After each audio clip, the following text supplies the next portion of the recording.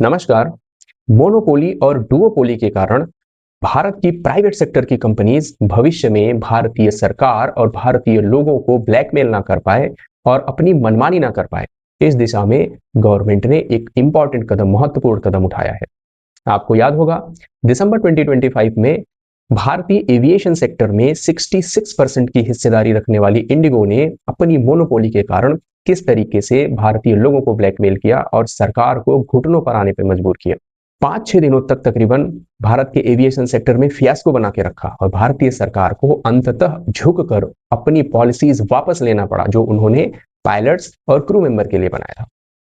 ये चीजें भविष्य में दोहराई न जाए, इसके लिए सरकार अब पहले से अधिक जागृत दिखाई दे रही है। आज हम अगर भारत के टेलीकॉम सेक्टर की बात करें तो वहां पर डुओपोली चल रही है। मतलब भारत के तकरीबन 76% बाजार पे जियो और एयरटेल का कब्जा है। भारत सरकार ने समय से पहले चेतते हुए इंडिगो जैसी कोई फियास्को ना क्रिएट हो, इसलिए एक और प्लेयर को, टेलीकॉम सेक्टर की एक और प्लेयर को मजबूत करने का दिशा में एक महत्वपूर्ण कदम उठाया है और उस प्लेयर का नाम है वीआई, यानी कि वोडाफोन एयरटेल। भारत में आज भी वीआई यानी वोडाफोन आइडिया का तकरीबन 17 से 18% की हिस्सेदारी है, लेकिन पिछले 6-7 सालों से जिस तरीके से वो कंपनी भारत सरकार के साथ साथ कानूनी पचड़े में पड़ी हुई है, उसको लेकर उसका मार्केट धीरे धीरे डाउन होता जा रहा है।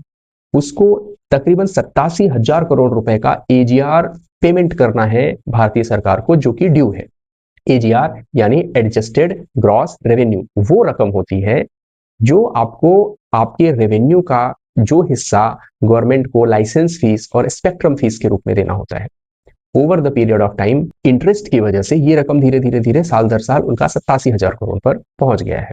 अभी अपनी रिसेंट दिसंबर की कैबिनेट में गवर्नमेंट ने उस एजीआर की 87,000 करोड़ की रकम को फ्रीज करने का फैसला किया। फ्रीज करने का मतलब है कि अब उसको और फर्दर इंटरेस्ट नहीं लगेगा और अगले 10 सालों में धीरे धीरे आसान किस्तों में वोडाफोन आइडिया को यह ऑफर दिया है कि आप अपने इन 87,000 करोड़ रुपए को आसान किस्तों में चुका सकते हो। मसलन कि अगले आने वाले 5 सालों में 2030 से लेके 2036 तक 124 करोड़ पर ईयर आपको देना है। बाकी बचे पैसे से आप इंडिया में अपने नेटवर्क का विस्तार करो, अपना बेस बढ़ाओ, ताकि भारत में डुओपोली जो आज चल रही है वो उसको काफी हद तक काउंटर किया जा सके और एक फेयर कंपटीशन टेलीकॉम सेक्टर में उत्पन्न किया जा सके। धन्यवाद।